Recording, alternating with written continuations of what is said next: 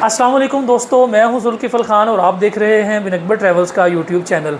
दोस्तों, आज की वीडियो यूएसए विज़िट वीज़ा के हवाले से बहुत इंपॉर्टेंट है। यूट्यूब में आपके पास इससे पहले भी बहुत सारी इन्फॉर्मेशन मौजूद होगी यूएसए विज़िट वीज़ा अप्लाई करने के लिए, लेकिन कुछ टिप्स और ट्रिक्स हैं जिसकी वजह से यूएसए वीज़ा बहुत जल्दी अप्रूव हो जाता है और आप इंटरव्यू में सक्सेसफुल हो सकते हैं। तो आज की वीडियो में हम आपको वो टिप्स और ट्रिक्स बताएंगे कि आप कब यूएसए का वीज़ा अप्लाई करें और डीएस फॉर्म जो 160 है उसमें कौन कौन सी चीज़ों को मेंशन करें और इंटरव्यू के लिए किस तरह से प्रिपेयर आप हो सकें। तो जिन दोस्तों ने अभी तक चैनल को सब्सक्राइब नहीं किया, चैनल को ज़रूर सब्सक्राइब कर दें ताकि ऐसी इन्फॉर्मेटिव वीडियोज़ आपको टाइम पे मिलती रहें।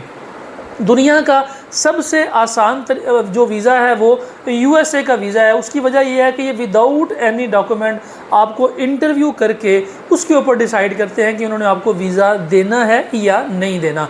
बहुत से लोग डॉक्यूमेंटेड तैयारी करनी शुरू कर देते हैं, तगड़ी बैंक स्टेटमेंट, ट्रैवल हिस्ट्री वगैरह बना के फिर इंटरव्यू के लिए जाते हैं।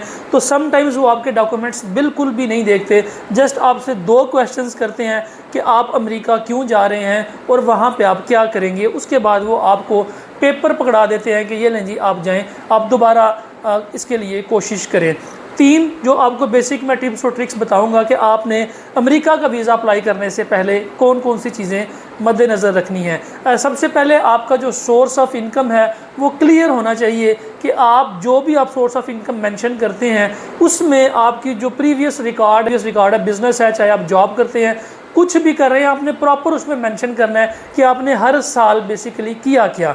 आपने अगर जॉब्स चेंज की हैं तो कितने अरसे में चेंज की हैं, अगर आपने बिज़नेस चेंज किया है तो कितने अरसे में चेंज किया है। उसकी वजह यह है कि ये आपकी टाइज़ को शो करता है कि आपकी इस मुल्क के साथ, पाकिस्तान के साथ टाइज़ कितनी स्ट्रांग है और आप कितने स्टेबल हैं। अगर आप हर 1 साल बाद बिज़नेस चेंज कर रहे हैं, 1.5 साल बाद, 2 साल बाद जॉब्स चेंज कर रहे हैं, तो ये आपके लिए एक बहुत बड़ा नेगेटिव पॉइंट होता है। दूसरी चीज़ है आपकी सेविंग के हवाले से कि अगर आपकी सैलरी अच्छी है, अगर आपकी जॉब अच्छी है तो आपकी सेविंग भी अच्छी होनी चाहिए। सेविंग डिपेंड करती है कि आपकी बैंक स्टेटमेंट कैसी है, आपके पास किसी भी बैंक का कोई क्रेडिट कार्ड है, किसी भी बैंक का कोई ऑलरेडी प्रोडक्ट आपके पास मौजूद है, कोई आपने लोन लिया हुआ है किसी बैंक से आपने ऑटो फाइनेंस किया हुआ है, गाड़ी ली हुई है, या आपने कोई पर्सनल लोन लिया हुआ है, क्रेडिट कार्ड्स लिए हुए हैं, तो अगर आपके पास इस तरह की कोई स्टेबिलिटी है और बैंक ने आपके ऊपर ट्रस्ट किया हुआ है तो अमेरिका भी लाजमी आपके ऊपर ट्रस्ट करेगा कि अगर एक बंदे की फाइनेंशियल पोजीशन इस तरह की है कि बैंक उसको ये प्रोडक्ट्स दे रहा है, इट मीन्स कि उसकी जॉब की और उसके बिज़नेस की कोई ना कोई वर्थ है। आपने अपनी क्रेडिट कार्ड की स्टेटमेंट, अपने बैंक लोन की स्टेटमेंट, अगर आप प्रॉपरली इंस्टॉलमेंट्स पे कर रहे हैं तो ये भी चीज़ें आपने अपने साथ रखनी है। तीसरा इंपॉर्टेंट जो टिप और ट्रिक है वो है ट्रैवल हिस्ट्री। ट्रैवल हिस्ट्री में आपने अपने आप को एज ए टूरिस्ट शो करना है, आपने एज ए बिज़नेस शो नहीं करना। अगर आप B2 अप्लाई कर रहे हैं, बिज़नेस अप्लाई कर रहे हैं, तो फिर आप क्लियरली मेंशन करेंगे कि मैं बिज़नेस टूर पे जा रहा हूं और आप बिज़नेस के वहां पे कोई एग्जीबिशन, कोई कॉन्फ्रेंस, कोई भी चीज़ अटेंड करने जा रहे हैं और उसकी प्रॉपर इन्फॉर्मेशन आपके पास होनी चाहिए, आपके पास उसका एंट्री टिकट होना चाहिए। अगर आप एज ए टूरिस्ट जा रहे हैं तो इससे पहले जो आपकी ट्रैवल हिस्ट्री है वो एज ए टूरिस्ट ही होनी चाहिए। आप उन कंट्रीज़ को विज़िट करें, टूरिस्ट स्पॉट्स हैं वो आपके बजट से मैच करते हैं। फॉर एग्जांपल, अगर आपकी मंथली इनकम 1.5 लाख 2 लाख है तो आप ऐसे कंट्रीज़ को विज़िट करें जिनको आप 3 से 4 लाख या 5 लाख के बजट में घूम के आ सकते हैं, जैसे मलेशिया, थाईलैंड, सिंगापुर वगैरह हो गए। इससे जो बड़े कंट्रीज़ हैं या जो दूर कंट्रीज़ हैं जिनकी जो ट्रैवल हिस्ट्री है वो आपके बजट से मैच नहीं करती, आप इनको विज़िट ना करें, आप छोटे कंट्रीज़ को विज़िट कर लें, आप पाकिस्तान को ज़्यादा विज़िट कर लें। आप अगर सोशल मीडिया यूज़ कर रहे हैं तो अपनी फेसबुक के ऊपर, अपने ट्विटर के ऊपर, अपने इंस्टाग्राम के ऊपर अपने स्टेटस अपडेट्स करते रहे कि मैं आज यहाँ गया, आज यहाँ गया, आज यहाँ गया।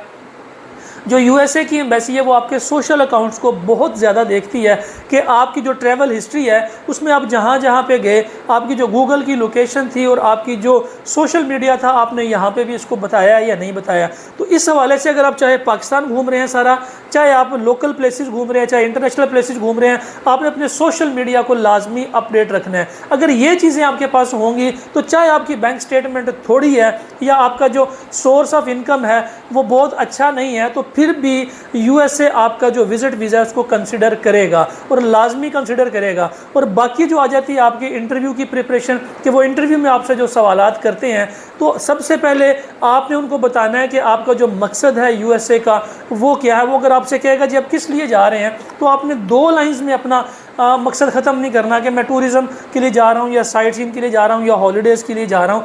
आपने स्टार्ट इसको इस तरह से करना है कि यूएसए मेरी फेवरेट प्लेस है, मैं इससे पहले बहुत सारी जगह घूम चुका हूँ और अब मैं चाहता हूँ कि मैं यूएसए को डिस्कवर करूँ, क्योंकि टूरिज़म मेरा पैशन है और मैं हर साल इसके लिए वक्त निकालता हूँ। और यूएसए जाना जो है मेरा एक बहुत बड़ा ख्वाब है और मैं वहाँ पे जाके ये जगह जो है वो घूमना चाहता हूँ, जाके देखना चाहता हूँ। आपके पास उन जगहों की, जिन जगहों का आप नाम लेंगे, उनकी प्रॉपर हिस्ट्री आपके पास होनी चाहिए कि आप एयरपोर्ट से या अपने होटल से वहाँ तक कैसे ट्रैवल करेंगे। अगर वो आपसे पूछते हैं कि आपका कोई रिलेटिव यूएसए में है, तो आपने कहना नहीं है। चाहे आपका रिलेटिव है, आप कहें जी हमारा रिलेटिव नहीं है, मैं उसके पास नहीं जाऊँगा, क्योंकि ये उसमें बैड पॉइंट्स में आ जाता है कि आप अपने किसी रिलेटिव के पास जाएंगे तो हो सकता है आप स्टे लेने की कोशिश करें या E2 में कन्वर्ट करने की कोशिश करें। अगर आप अनमैरिड हैं और यूएसए का वीज़ा अप्लाई कर रहे हैं तो बिल्कुल भी ना करें। टूरिस्ट वीज़ा बिल्कुल अप्लाई ना करें। बिज़नेस वीज़ा जो B2 है उसको आप अप्लाई करें। अगर आप अनमैरिड हैं तो ये भी चीज़ आपके माइनस में जाती है, पॉइंट आपके माइनस में जाते हैं। ये छोटी छोटी टिप्स एंड ट्रिक्स है जो आप अप्लाई कर सकते हैं। जो बेसिक रिक्वायरमेंट है यूएसए जाने के लिए, वो आपका पासपोर्ट, ID कार्ड, तस्वीरें हैं, साथ में आपकी bank statement, source of income, अगर आप टैक्स रिटर्न पे करते हैं वो, और इसके अलावा अगर आपके पास कोई एसेट है तो आप फॉर्म DS 160 में उसको भी मेंशन कर सकते हैं। और इसके अलावा अगर आपने जो ट्रैवल प्लान दिया हुआ है यूएसए जाने का, उस प्लान को आपने कोशिश करना है कि जब आप फॉर्म DS 160 फिल करते हैं तो आपकी जो अपॉइंटमेंट मिलती है, आपको ऑनलाइन अपॉइंटमेंट शो होती है, ये आप DS 160 से पहले भी चेक कर सकते हैं कि अपॉइंटमेंट्स कब की शो हो रही हैं, ताकि आप उसको रीशेड्यूल कर सकें। तो आपने टूरिस्ट का जो सीज़न है यूएसए में, आपने उसके मुताबिक अपना ट्रैवल प्लान बनाना है। इसके लिए आप हमारी सर्विसेज भी ले सकते हैं। इंटरव्यू की तैयारी के लिए आप हमारी सर्विसेज ले सकते हैं। फॉर्म DS 160 की फिलिंग के लिए आप हमारी सर्विसेज ले सकते हैं। स्क्रीन के ऊपर हमारे नंबर्स मौजूद हैं।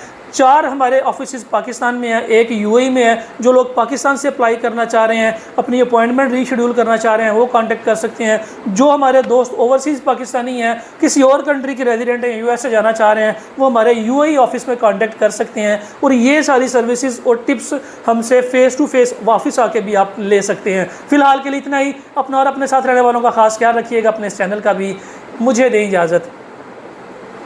अल्लाह हाफिज़।